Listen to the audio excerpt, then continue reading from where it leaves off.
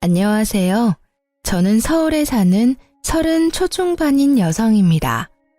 얼마 전에 동네 미용실에 머리하러 갔는데 옆 사람들이 유튜브에서 들은 사연 이야기를 하더라고요. 다들 재밌게 듣는다고 하길래 저도 속으로 그게 뭔가 궁금했어요. 한번 찾아서 들어보니 저랑 엇비슷한 사연도 있더라고요. 그래서 저 또한 용기 내어 이렇게 사연 보내게 됐습니다. 지우고 싶었던 기억들을 이곳에 털어놓으면 비로소 새 삶을 살 수 있을 것 같기도 해서요. 그럼 조금은 긴 제 사연 같이 들어주시겠어요? 어렸을 때부터 엄마께서는 제게 늘 말씀하셨습니다. 살면서 없어 보이는 건 절대 안 된다고요. 소희야, 어디 가서 절대 남들이 우습게 보게끔 행동하면 안 돼. 알겠지? 차림새도 그렇고 말이야. 행동거지랑 겉모습이 없어 보이면 널 만만하게 보기 마련이거든. 그렇다고 너무 있어 보여도 안 돼. 그럼 이상한 똥파리 같은 것들이 항상 꼬인단다. 엄마, 도대체 그게 무슨 말이야? 뭐든 적당히 말이야. 적당히가 딱이야. 궁상 떨지 말고 그렇다고 자랑질 하지도 말고. 알겠니? 어렸을 때는 엄마 말이 이해가 잘 안 갔어요. 없어 보이면 안 되는데 또 너무 있어 보여도 안 된다는 말씀이 제겐 너무 어려웠죠. 하지만 살아보니 엄마 말씀이 뭔지 이해가 갔어요. 조금 후줄근하게 백화점에 가면 명품 매장에서 무시들 한다잖아요. 밥 먹으러 식당만 가도 조금 편한 옷차림보다 차려입은 쪽이 더 대접받더라고요. 기분 탓일 수도 있지만 그런 일들 살면서 몇 번 겪다 보니요. 자연스레 겉모습을 신경 쓰게 됐습니다. 엄청 비싼 명품 옷을 입지는 못해도 깔끔하고 격식 있는 옷차림으로 다녔어요. 늘 주름 한 점 없이 깔끔히 다림질해서요. 그랬더니 주변에서 제가 엄청 잘 사는 집안 딸인 줄 오해를 많이 하더라고요. 특히 오랫동안 다닌 회사에서는 어느 부잣집 차만 딸이라는 소문이 파다했어요. 그래서인지 결혼 정년기가 되니까 천짜리가 엄청 들어오더라고요. 물론 저는 결혼에 관심 없어서 다 거절했습니다. 소희 씨 집이 잘 산다며? 아니요, 그냥 평범해요. 에이, 소희 씨 하고 다니는 것만 봐도 딱 부잣집 공주님인데? 아, 공주님은 아니고요. 전 그냥 평범한 평민입니다. 제가 엄마께 말씀드리니 괜히 엄한 놈 꼬이는 것 아니냐며 또 충고해 주셨어요. 혹시나 제 겉모습만 보고 팔자 고쳐보겠다고 다가오는 놈도 분명 있을 거라 조심하라셨죠. 엄마의 그 말을 계속 마음속에 새기고 있었지만 제 세상이 무너지니까 웬걸 사람 보는 눈도 다치더라고요. 건강하던 아빠께서 뇌출혈로 쓰러지시면서 엄마랑 저는 엄청 힘든 시기를 보냈습니다. 친정아버지께서는 다행히 골든타임을 넘기지 않고 바로 병원에 도착했어요. 그래서 큰 후유증 없이 잘 회복하셨죠. 불행 중 다행일까요? 아빠가 쓰러지시기 전에 보험도 잘 드러났었고 저희 가족은 생활비나 병원비 걱정은 크게 없었습니다. 부자는 아니지만 아예 돈 없는 집안도 아니었으니까요. 남들보다 조금은 여유로웠기 때문에 당시에 경제적 걱정은 아예 없었습니다.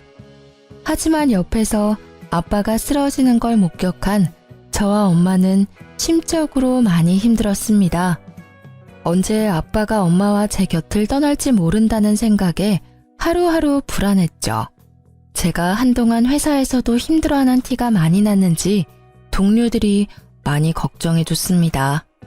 다른 부서에서도 제 얼굴을 보면 이름 모르는 사원분이 위로해주고 회사에서도 배려를 해줘서 그나마 잘 회복했어요. 아빠가 다시 눈을 뜨시기 전에 저는 모든 게 불투명해 보이더라고요. 그런데 그때 제 옆에서 남편이 서성거렸습니다. 한 걸음 뒤에서 위로해줬던 동료들도 있었지만 그 사람은 제 옆에 딱 붙어서 엄청 저를 챙기더라고요. 소희 씨, 밥은 먹었어요? 아니요, 입맛이 없어서요. 그러지 말고 저랑 나가요. 모든 건 밥심이에요. 밥 잘 챙겨 먹고 기운 내야죠. 그 사람은 매일 한결같이 제게 밥은 먹었냐, 잠은 잘 잤냐 물어봤어요. 점심에는 제가 밥을 안 먹는다 싶으면 꼭 남아서 절 데리고 나가 먹는 걸 지켜보더라고요. 처음엔 그 사람의 위로가 보이지도 잘 들리지도 않았습니다. 그런데 어느새 제 일상에 그 사람이 스며들어 나중엔 정말 의지를 많이 했어요. 아빠가 건강을 회복하시고 무너졌던 일상이 돌아오자 저도 자연스럽게 예전으로 돌아갔어요. 그 계기로 남편과 연애했고요. 특별할 거는 없었습니다. 남들처럼 알콩달콩 만났어요. 1년쯤 사귀고 프로포즈를 받았는데 마음 한구석 어딘가 저는 성급한 느낌을 받았습니다. 하지만 망설이는 건 제게 사치였어요. 20대 초반처럼 연애를 많이 할 수 있는 시기도 아니고 언제 결혼 상대를 다시 만날지 모르니까요. 적당히 비슷한 환경의 회사 동료와 하는 결혼, 저는 나쁘지 않았습니다. 무엇보다 아빠가 아프셨잖아요. 도희야, 아빠가 당장 내일이라도 죽게 되면 너 결혼식은 어쩌냐? 우리 딸 결혼식에 내가 손은 잡아주고 떠나야 하는데. 아빠도 참 그런 소리 하지도 마세요. 프로포즈 받는데 문득 중환자실에서 의식이 돌아온 아빠와 했던 대화들이 떠올랐죠. 그래서 저는 그와의 결혼을 결심하게 됐습니다. 게다가 제가 힘들 때 옆을 지켜준 사람이니까요. 그와의 결혼 준비는 모든 게 순조로웠어요. 결혼식까지 많이 싸운다던데 저희는 평화로웠죠. 그런데 어느 날 신혼집을 알아보는데 남친이 이런 말을 하더라고요. 자기야, 우리 그냥 장모님 장인어른 댁에 들어가서 살까? 응? 그게 갑자기 무슨 말이야? 아니, 내 친구가 처가살이 한다고 자랑하는데 처음엔 그냥 웃어 넘겼거든? 근데 보니까 장모님 사랑 듬뿍 받으면서 지내는 모습이 나도 좀 부럽더라고. 아무래도 시가살이는 며느리가 고통스러운데 처가살이는 사위한테 나쁠 게 없잖아. 난 우리 둘 다 행복한 결혼 생활 하고 싶거든. 자기 생각 좀 의외다. 난 시댁살이든 처가살이든 둘 다 별로야. 각자 다 커서 결혼했는데 다시 부모님 집으로 들어가는 건 좀 아닌 듯해. 게다가 우린 나이도 있잖아. 돈 모아야 할 젊은 신혼부부가 보통 부모님 집 들어가서 살지. 그래? 당신은 별로겠지만 장인어른 생각은 다르지 않을까? 응? 아무래도 한번 편찮으셔서 집에 우리라도 있는 게 든든하실 거야. 남친 말을 들어보니 또 일리가 있었어요. 그래서 저는 슬쩍 친정 부모님께 여쭤봤습니다. 엄마, 남친이 결혼하면 친정집 같이 들어와서 사는 건 어떻냐고 묻네? 굳이? 아니, 한창 신혼인데 여길 못하러 들어와. 아니, 아빠도 한번 아프셨고 하니까 그 사람도 나름 걱정됐나 봐. 이제 우리 집 사위라 이거지. 어머, 마음만 고맙게 받는다고 해줘. 어떻게 그런 기특한 생각을 했대? 요즘 세상이 변하기는 많이 변했나 봐. 네 아빠 들으시면 감동해서 우시겠다. 하지만 신혼부부는 신혼답게 둘이 사는 게 맞아. 나중에 아빠한테도 들으니까 아빠께서도 똑같은 의견이셨어요. 아프면 병원 신세 질 테니 굳이 친정집에 들어오지 않으셔도 된다고 하셨죠. 두 분 다 신혼부부는 신혼답게 둘이 사는 게 맞다고 하셨어요. 그러니까 남친은 못내 아쉬워하더라고요. 처음엔 그 사람이 효심이 가득해 그런 줄 알았어요. 왜 그렇게 그는 아쉬워했는지는 결혼식 후에 점점 깨닫게 됐습니다. 드디어 우리가 결혼식을 끝내다니. 자기야, 아니, 여보, 고생했어. 자기도 고생했어. 우리가 드디어 진짜 부부가 됐네. 결혼식도 문제없이 다 끝내서 다행이야. 아, 후련하다. 근데 당신 어제 잠 얼마 못 자서 피곤하지? 비행기 안에서 자야지. 피곤하지. 나보다 잠 못 잔 건 당신이잖아. 나도 비행기에서 기절할 것 같아. 근데 잠시만. 나 지갑이 어딨지? 지갑? 분명 챙겼는데 안 보이네. 뭐 캐리어에 있겠지? 차 내려서 나중에 확인해야겠다. 저희가 하와이로 신혼여행을 가는데 저는 환전을 넉넉히 해가려고 했어요. 그런데 남편이 카드 위주로 쓰자고 환전하지 말자더군요. 현금은 분실 위험도 있고 카드사 혜택이 많다고요. 각자 카드를 쓸지 아닐지는 정하지 않았었지만 남편이 지갑을 통째로 집에 두고 와서 어쩔 수 없이 여행 내내 제 카드로 다 해결했어요. 조금 더 넉넉하게 환전해올 걸. 생각해보니까 카드 안 되는 곳 많으면 어떡해? 괜찮아. 거기도 사람 사는 곳이야.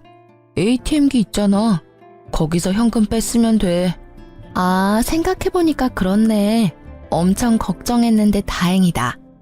이왕 간 거 돈 걱정하면서 여행하고 싶지는 않았거든. 그치? 오랜만에 가는 해외여행에다가 신혼여행인데 여유롭게 다니는 게 좋지. 자기 미안해. 내가 이렇게 중요한 날 지갑을 깜빡해서. 남편이 지갑을 통째로 두고 왔다고 해서 처음엔 좀 짜증이 났습니다. 카드 한도 때문에 여행에 차질이 생길까 봐요. 하지만 세상이 워낙 좋아져서 카드만 있으면 현금 뽑는 건 일도 아니더라고요. 게다가 지갑이라 다행이지 빡빡한 비행기 시간에 여권 안 놔두고 온 게 어디냐며 저는 좋게 생각하려고 했어요. 그런데 신혼여행 때 남편의 돌발 행동에 깜짝 놀랐습니다. 고의로 지갑을 두고 온 게 아닐까 생각했죠. 신혼여행 첫날 저는 결혼식이랑 장시간 비행 탓에 몸이 너무 고단했습니다. 반면에 남편은 피곤하지도 않은지 일찍 일어나서 산책을 하겠다고 하더군요. 깼어? 산책할래? 지금 몇 시야? 6시 반. 산책하고 호텔 조식 먹으면 딱일 것 같은데. 되게 일찍 일어났네. 미안한데 자기야, 나 지금은 도저히 못 일어나겠어. 조금만 더 자면 안 될까? 그럼 조식은 나 먼저 먹을까? 난 안 먹어도 돼. 근데 혼자 먹을 수 있겠어? 당연하지. 내가 애도 아니고. 혼자서도 잘 먹을 수 있어. 그러니까 걱정하지 말고 자긴 아직 피곤할 텐데 더 자요. 저는 남편이 조식을 먹고 난 뒤 금방 돌아와 저를 깨워줄 줄 알았어요. 그런데 일어나 보니 시간이 훌쩍 지나 어느덧 오후더라고요. 깨웠는데 혹시 제가 못 일어나서 혼자 나간 건가? 아님 무슨 일이라도 생겨서 아직 안 들어온 건가? 별별 생각을 다 하면서 전화를 확인하는데요. 아니나 다를까 문자가 엄청 와 있더라고요. 놀랍게도 그건 남편의 연락이 아니라 카드 결제 문자였습니다. 아주 다양한 금액대가 긁혔더라고요. 처음에는 제가 해외에 있다는 걸 인지를 못하고 정말 깜짝 놀랐어요. 도난 신고를 해야겠다는 생각과 손이 벌벌 떨리는데 갑자기 이곳이 하와이라는 게 떠올랐습니다. 헌데 그것도 잠시 제가 카드를 분실했구나 좌절했는데요. 순간 잠결에 제 카드를 들고 간다는 남편의 음성이 떠오르더라고요. 저는 곧바로 다리에 힘이 풀려 주저앉았습니다. 분실한 게 아니라 다행이라며 혼자 안도를 하다가 아니지, 그게 아니지라는 생각이 들었어요. 제가 호텔방에서 혼자 자고 있는데 남편 혼자 쇼핑을 하고 있는 상황이 이해가 안 갔죠. 그것도 제 카드를 말도 없이 엄청 긁었으니까요. 그 생각이 들자마자 남편에게 전화를 걸었는데 전화를 안 받더라고요. 연락이 계속 안 되니까 남편이 카드를 잃어버렸다는 결론으로 도달했어요. 여보세요? 아니, 제가 신혼여행을 해외로 왔는데요. 카드를 분실한 것 같아서요. 놀라서 부랴부랴 카드 분실 신고를 하고 있는데 눈물이 나더라고요. 그땐 정말 놀라서 카드를 정지시키고 곧바로 연락 안 되는 남편도 실종 신고를 하려고 했어요. 다행히 카드 고객센터와 통화하는 중에 남편은 무사히 호텔방으로 돌아왔습니다. 놀란 토끼 눈의 남편을 마주하자 안도와 동시에 화가 치솟더라고요. 뭐야 당신? 지금까지 뭐 했어? 내가 얼마나 놀란 줄 알아? 여보, 왜 울고 있어? 나 쇼핑하고 왔는데. 말도 없이 혼자 쇼핑하고 온 거야? 너 피곤하대서 혼자 다녀왔지. 그건 새벽이었고 오전에 나 깨울 생각은 안 들었어. 지금 오후 2시가 훌쩍 넘었어. 시간이 벌써 이렇게 됐다고? 아, 내가 미안해. 정신없이 돌아다니다 보니까 미처 몰랐다. 근데 당신도 너무하다. 내가 못 깨웠어도 혼자 일어나면 되잖아. 애야? 뭐? 그렇잖아. 내가 몇 시에 돌아올 줄도 모르는데 알람이라도 맞춰놓고 잤어야지. 당신 도대체 몇 시에 일어난 거야? 내가 그럴 정신이 있었어? 밤 늦게 도착해서 기절했잖아. 나 6시에 일어났을 때도 비몽사몽이었어. 그리고 상식적으로 난 당신이 아침 먹고 산책만 하고 돌아올 줄 알았어. 연락은 되지도 않고 남겨놓은 것도 없고 카드 결제 내용만 잔뜩 와 있잖아. 내가 안 놀라게 생겼어? 게다가 내 카드를 상의도 없이 어떻게 막 긁어. 대충 계산해봐도 200만 원 훨씬 넘더라. 말하다 보니 그제야 남편의 손에 들린 쇼핑 봉투들이 눈에 띄더라고요. 그 중에는 명품 브랜드 로고가 박힌 쇼핑백도 있었어요. 정말 기가 막히더라고요. 들어보니 당신이 놀랄만 했네. 내가 언성 높여서 미안해. 오랜만에 해외여행 와서 너무 들떴었나 봐. 그런데 나 진짜 혼자 놀다 온 게 아니라 당신은 피곤하다 했고 편하게 혼자 잘 자라고 자리 비켜준 거야. 조식 먹고 산책 좀 하다가 호텔 구경하는데 심심하더라고. 그래서 잠깐 바깥 구경한다는 게 이사단이 났네. 내일도 많이 하고 또 한국보다 더 싸니까 나도 모르게 카드를 긁고 있더라. 상의 없이 카드 써서 미안. 근데 나 진짜 내 거 산 게 아니라 양가 부모님 선물이랑 기념품 산 거야.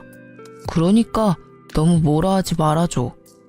우리 엄마 지갑이 워낙 오래됐는데 여기 와서 보니까 엄마 생각이 엄청 나더라고. 그래서 나도 모르게 결제해버렸어.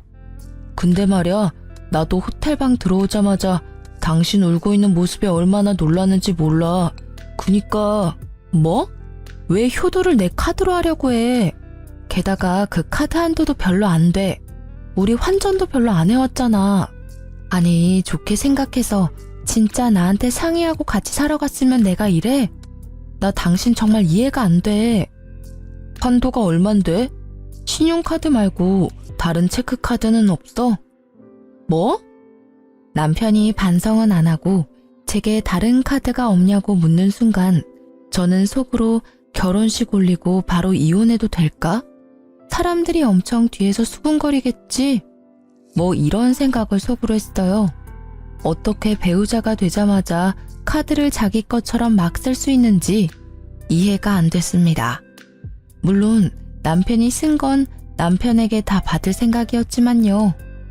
이 신혼여행은 망했어. 어떻게 시작부터 이래? 남은 여행 나 웃으면서 보낼 자신 없어.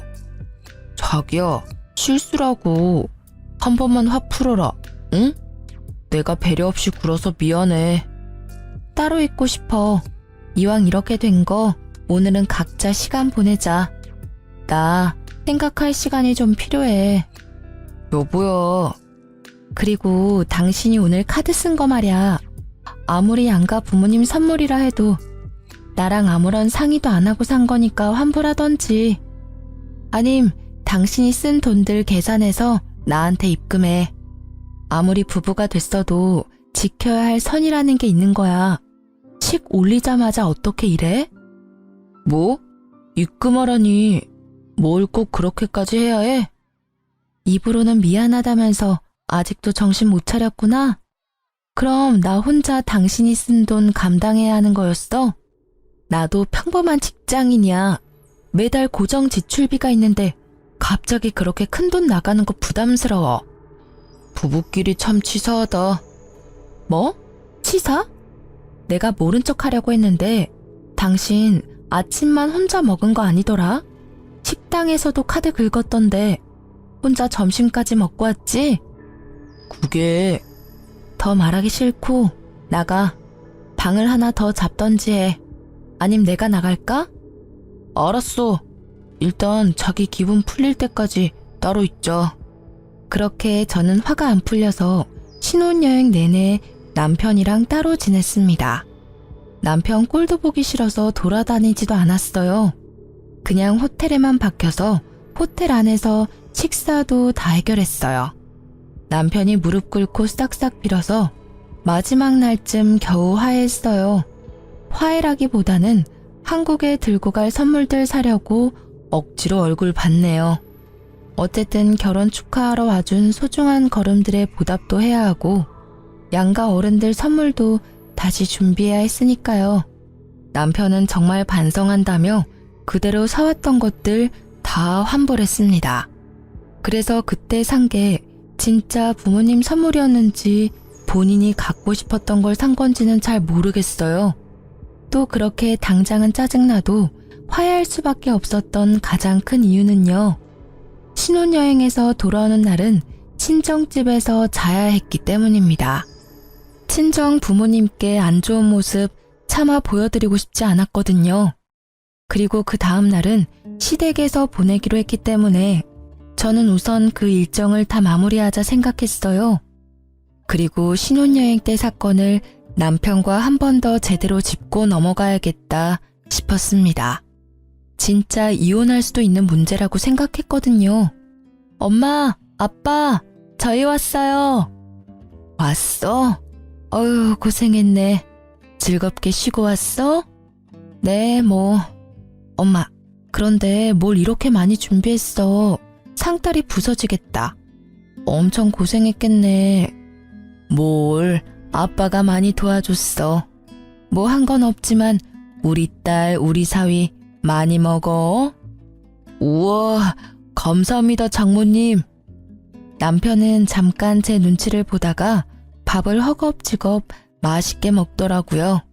그런 남편을 흐뭇하게 바라보는 친정 부모님을 보고 저는 마음이 좀 불편해서 잘 먹지 못했어요. 해외에서 입맛 안 맞아서 고생했어? 사위는 잘 먹는데 넌 왜 그렇게 못 먹었어? 미안해 엄마. 힘들게 준비하셨는데 딸이 많이 못 먹어서 속상했구나. 아니 비행기를 오래 타고 와서 그런가 입맛이 없었어. 속이 부대끼더라고. 약 줄까? 아니 그 정도는 아니야 엄마. 나 괜찮아요. 근데 엄마는 이제 괜찮아? 뭐가? 엄마 결혼식 때 엄청 우셨잖아. 아이고, 그러게. 내가 기쁜 날 그렇게 울면 안 됐는데. 예쁜 딸 보내려니 그렇게 속상했어요? 당연하지. 우리 예쁜 딸 시집 보내는데 내가 안 울면 이상하지. 사위가 야속하기도 했지. 엄마는 너 좀 더 내 옆에 데리고 있고 싶었거든. 엄마께서는 갑자기 또 우셨어요. 저는 당황해서 엄마 눈물을 닦아드렸죠. 너무 울어서 남편은 밥 먹게 하고 저랑 엄마는 안방에 들어가서 마저 얘기를 나눴는데요. 엄마, 그만 울어. 나 결혼했어도 집도 가깝고 우리 자주 볼 거잖아요. 그게 말이야, 소희야, 사실 말이다. 엄마께서는 한참을 우시다가 천천히 옛날 이야기를 해주셨어요. 가슴속에 품고 있었던 이야기를 고민하고 또 고민하고 제게 털어놓으셨습니다. 제가 상처받을까봐 지금껏 숨겼었는데 이제는 다 커서 결혼도 했고 진짜 말해줘야 할 것 같았다고 하시더라고요. 뭐?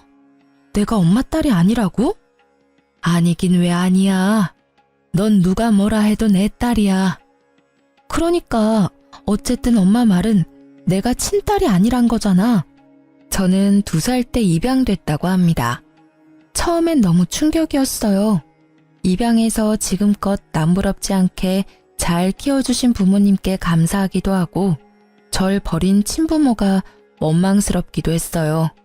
그리고 지금 결혼했으니 이혼을 하든 말든 남편에게도 이 사실을 말해줘야겠다고 생각했습니다. 그렇게 그날 엄마를 껴안고 밤새 울었습니다. 퉁퉁 부른 눈으로 시댁에 방문하니 시모는 둘이 싸웠냐고 물었습니다. 그게 싸우기는 했는데 아무튼 이 눈은 내가 이렇게 한 거 아니야 엄마. 싸웠다고? 아니 너희 아직 혼인신고 도장도 안 말랐는데 싸웠니? 뭐 때문에? 엄마 왜 소리를 질러요? 깜짝 놀랐잖아. 어머님 어제 친정어머니랑 밤새 이야기해서 눈이 이래요. 죄송해요. 보기에 못났죠? 예쁜 모습 보여드리고 싶었는데. 으이그 그러길래 여기부터 오지 그랬니? 친정부터 가고. 말은 안 했지만 나 서운했다.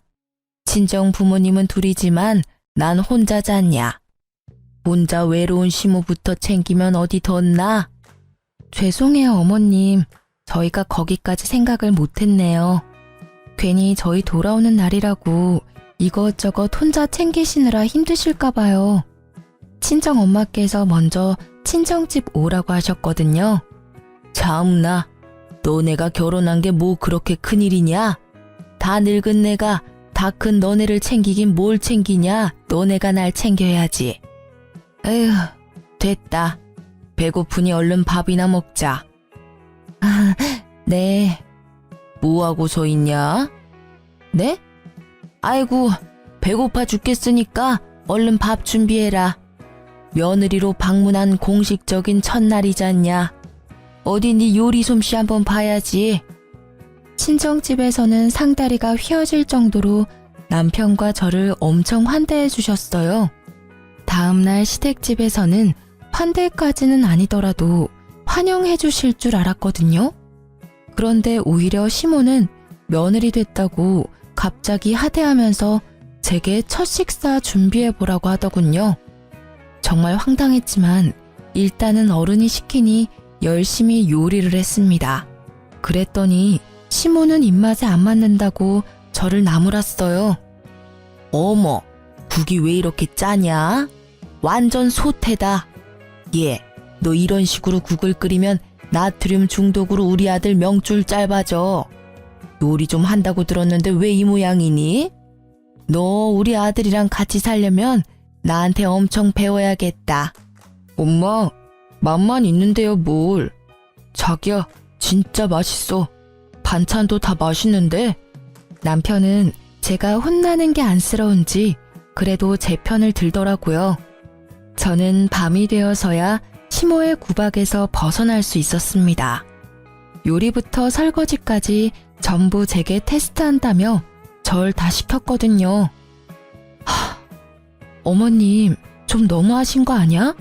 다짜고짜 여독 풀지도 못한 며느리한테 요리시키셔서 첫날이라 그러시는 거겠지 하고 참았어. 근데 설거지까지 다 나 시키고 자기는 도와주지도 않고. 여독은 친정에서 충분히 풀지 않았어. 당신 남편한테 시어머니 흉보는 건 좀 깬다. 그것도 뒤에서 몰래 말이야. 우리 엄마 아시면 얼마나 충격이시겠어? 입장 바꿔서 내가 장인 장모님 흉보면 좋아? 난 뒷땅 까는 사람 딱 질색이야. 그렇게 안 봤는데 당신 좀 실망이야? 뭐라고? 미안한데 이건 뒤에서 흉보는 게 아니라 당신한테 대놓고 흉보는 거야. 아니, 당신이야말로 입장 바꿔서 생각해봐. 우리 엄마 아빠가 어제 당신한테 사위된 지 첫날이니 요리하고 설거지 해보게 하면 기분 좋아? 그런 취급 받으면 좋겠냐고. 뭔 소리야. 남자랑 여자는 다르지. 뭐가 다른데? 우리 엄마 아빠께서는 당신 귀한 손님 대접해줬는데 난 왜 여기서 찬밥 신세야.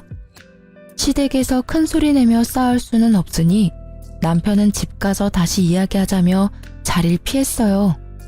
저는 여러모로 신혼여행 때부터 받은 스트레스에 몸도 마음도 지친 상태였습니다. 게다가 풀리지 않은 여독과 종일 심호에게 시달려 피곤이 몰려오더군요. 잠깐 눈을 붙인다는 게 아예 잠들어 버렸죠.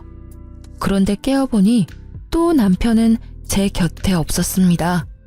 화가 나서 다른 방에서 자나 싶었죠. 물을 마시러 나왔는데 시모랑 남편이 마당에 있더라고요.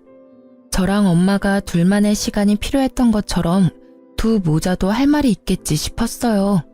그런데 창문 방충망 사이로 들려오는 제 이름에 저도 모르게 귀를 쫑긋했습니다. 가까이 가니 시모랑 남편은 소주를 마시고 있었어요. 자기 예뻐하는 모습이 안 보이는데 제가 쉽게 넘어오겠어? 엄마라도 먼저 좀 잘해줘야지. 안 그래도 신혼여행 때 대판 싸웠는데 엄마까지 그러니까 섭섭하다고 난리잖아. 아이고, 그게 마음처럼 쉽게 되는 줄 아냐? 조이 제가 예쁜 구석이 있어야 예뻐하지. 저는 그 대화에 온몸이 굳었지만 딱 한 군데 손가락은 잘 움직이더라고요. 혹시라도 놓칠세라 곧바로 동영상을 촬영했습니다. 저보고 뒷담 까지 말라고 뭐라 하더니 남편은 시모랑 제 이야기하는 모습에 본능적으로 찍었죠. 발뺌할지도 모르니 창문을 통해서 동영상을 찍었습니다. 아니, 소희 걔가 애가 예뻐 보이기라도 하면 몰라. 얼굴도 그 꼴이 뭐냐? 안 그래도 못생긴 얼굴 더 못 봐주겠더라. 엄마, 내가 좀만 참자고 그랬잖아. 소희 내 스타일 아닌 거 엄마도 잘 알잖아. 나도 꾹 참는데 엄마도 좀 예뻐해줘. 장인어른 몇 년 전에 뇌출혈 수술했었으니까 분명 오래 못 살 거라 몇 번 말해? 금방이야.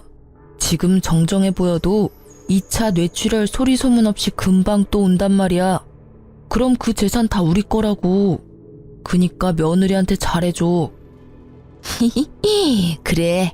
그 사돈 양반 언제 갈지는 몰라도 오시겠지 아마. 그래, 내가 그것만 믿고 결혼시켰지. 깜빡했다. 소희 저기 집애가 뭐 볼 건 없어도 집안 하나는 좋아 보이니 내일부터는 정말 마음 다 잡고 잘해줘야겠다.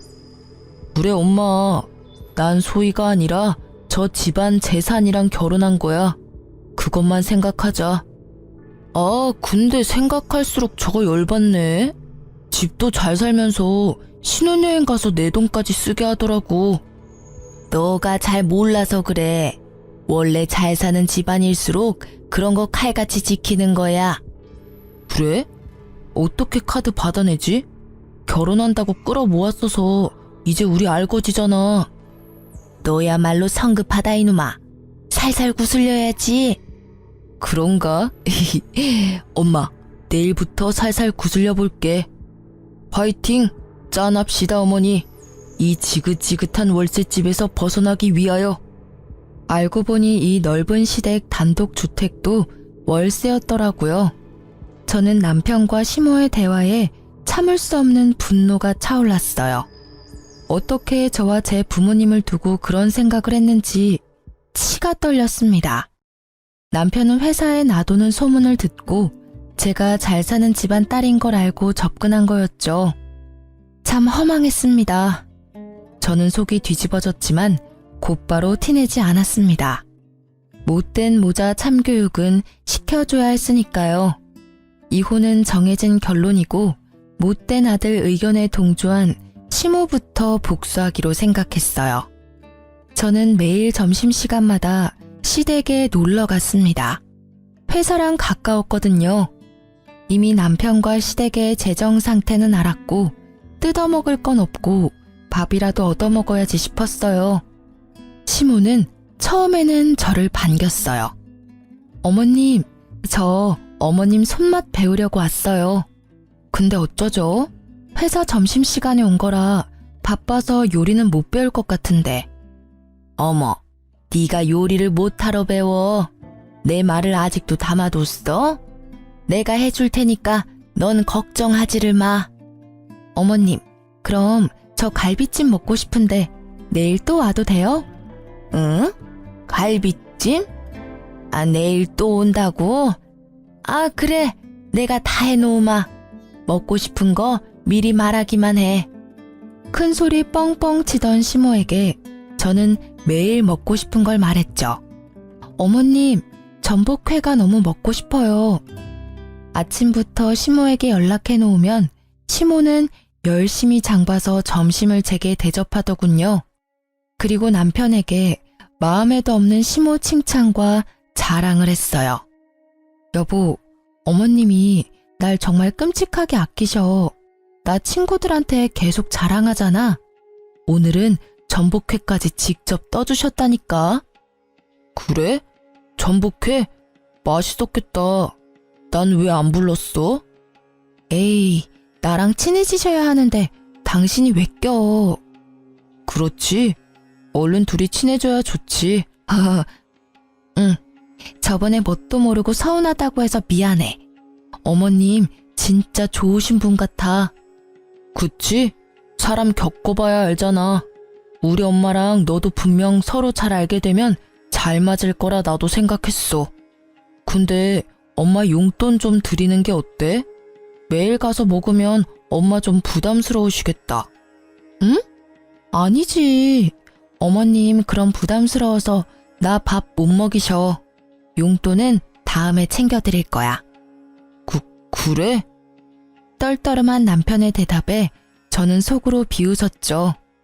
그리고 제가 용돈도 안 주고 점심시간마다 낼름 밥만 먹고 가니 이제 시모는 아예 냉장고를 이제 비워놓고 기다렸습니다.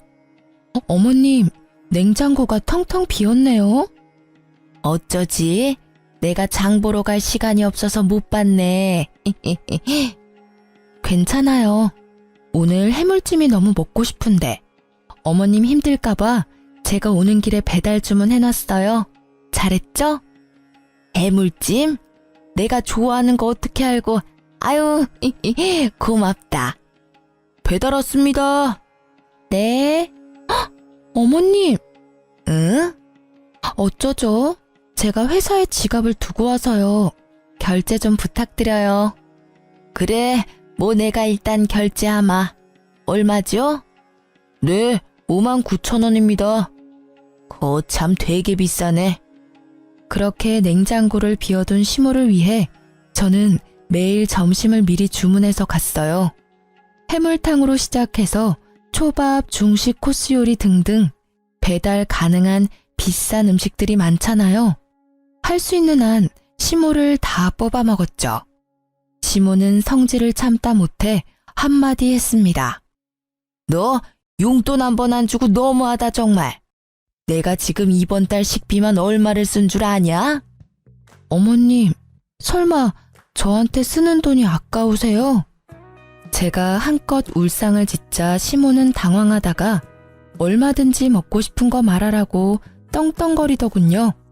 그리곤 친정 부모님한테 가서 시모가 이렇게 잘해준다고 말하라고 시켰습니다. 전 당연히 그러겠다고 말했죠. 그리고 이 말을 덧붙였더니 시모가 개거품을 물었어요. 저는 친부모가 누군지도 모르지만 지금 너무 행복해요. 양부모님도 모자라서 시어머님께도 이렇게 사랑을 받으니까요. 전 정말 복받은 사람이에요. 뭐? 뭔 소리냐 그게? 너 니네 부모님 친자식 아니냐? 네, 저도 얼마 전에 알았어요. 저 어렸을 때 입양하셨대요. 너 왜 그 중요한 걸 숨겼냐? 진짜 네가 친자식이 아니라고? 본색을 드러내는 시모에게 저 또한 이제 숨기지 않고 발톱을 드러냈어요. 왜요? 그게 뭐 어때서요? 정신 차려라. 아니 양부모가 너한테 뭐라도 남겨주겠냐? 너 정말 무서운 애구나. 이거 사기 결혼이야. 결혼 전에 말했어야지. 이혼이라도 할까요? 당연한 걸 물어. 이 괘씸한 것. 시모는 이혼 소송할 거라며 제게 각오하라더군요. 너 미쳤지? 감히 날 속여? 퇴근하고 남편에게 물어보니 생각이 같다 하더군요. 이미 제가 말하기 전에 시모한테 들었는지 얼굴은 울그락불그락 했습니다. 역시나 제가 속였다고 사기 결혼이라고 시모와 비슷한 반응을 보였죠. 그래서 저는 남편을 데리고 친정 부모님께 같이 가서 이혼 말씀드리자고 말했어요. 마지막 예의는 갖춰달라고요. 제가 밤늦게 남편을 데리고 나타나자 친정 부모님께서는 어리둥절해 하셨죠. 무슨 일이냐 갑자기. 너희 뭔 일 있어? 걱정스러운 얼굴을 한 부모님께 저는 물었어요. 엄마 아빠 저 할 말 있어요. 죽어서 유산 남기지 말고 지금 정신 운전할 때 저한테 유산 남겨주세요. 저 친딸 아니잖아요. 그래서 걱정돼요. 아무것도 못 받을까 봐서요. 아무것도 모르는 친정 부모님께서는요. 당황하시다가 이내 곧바로 웃으면서 알겠다고 하셨어요. 그래, 소희 네 생각이 그렇다면 그렇게 해주마. 남편은 아빠의 말씀에 당황한 얼굴로 말하더군요. 아니, 친딸도 아닌데 정말 얘한테 재산 남겨주실 거예요? 얼마나요? 친정엄마께서는 남편의 속보이는 말에 놀라신 얼굴이었죠. 자네, 뉘앙스가 좀 그렇네. 우리가 소희한테 재산 주는 건 당연한 거 아니겠나. 우리 마음으로 낳은 딸인데 누가 뭐라 해도 소희는 내 딸이야. 남편은 친정 부모님의 태도에 놀라서 태세전환했어요. 여보, 정말 감동이다. 장모님, 장인어른, 그동안 우리 소희 이렇게 예쁘게 키워주셔서 감사합니다. 앞으로는 제가 소희 지키겠습니다. 웃겨? 네가 뭔데 날 지켜? 난 내가 지켜.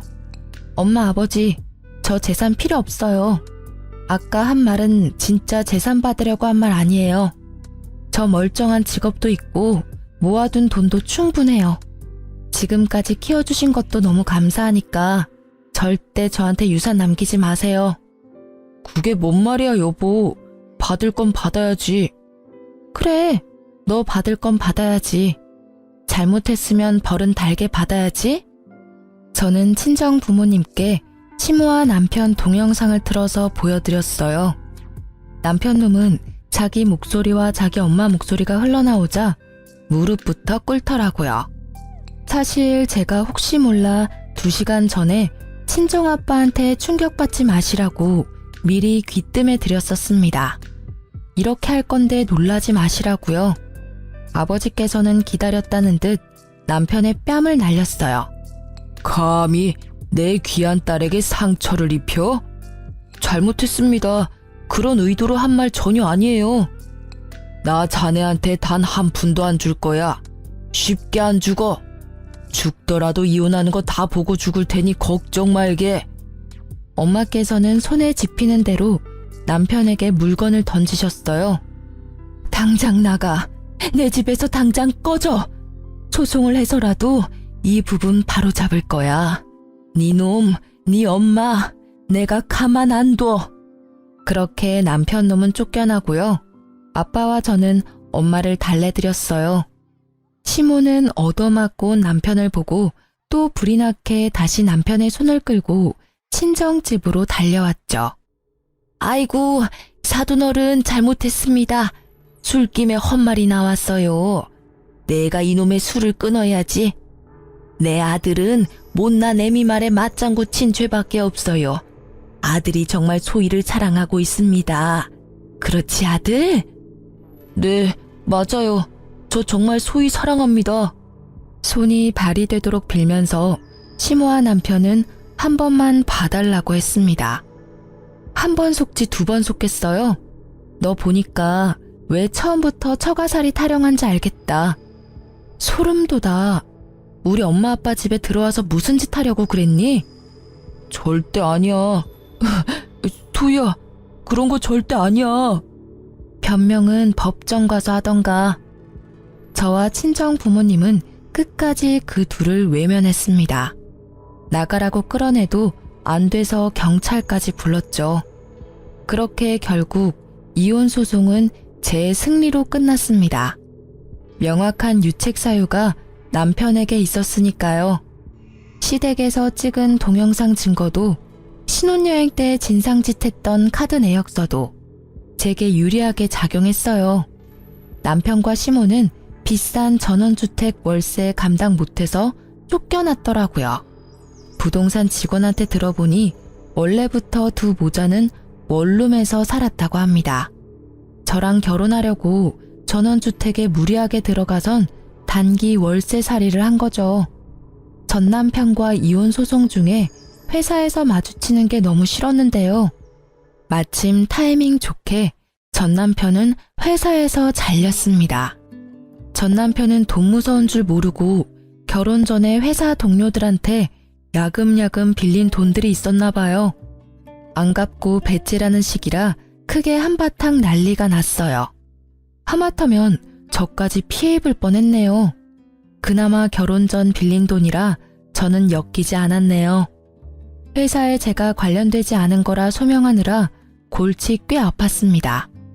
이혼 후에 오픈하려고 했는데 결국 이혼 전 소송 중인 것도 다 오픈했습니다.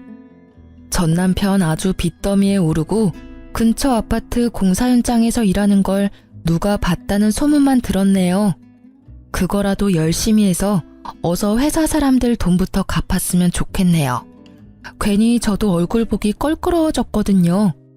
제 잘못 없는 거 알았는데도 일부분의 사람들은 은근히 여유 있는 제가 책임지길 원하는 사람도 있더라고요.